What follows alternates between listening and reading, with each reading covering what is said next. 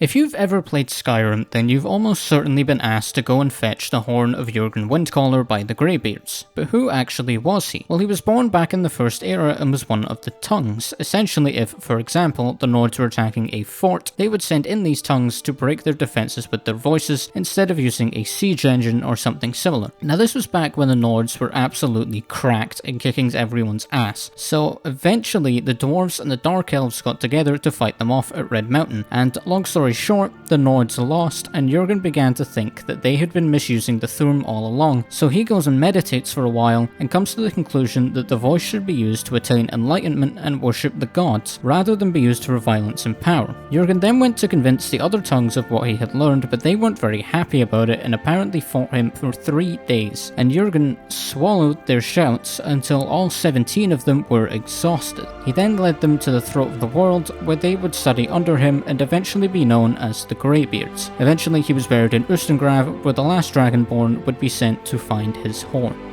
If you liked this video, remember to leave a like and leave your thoughts down below. Socials and Patreon links are down in the description. Subscribe if you haven't already, and I will see you next time.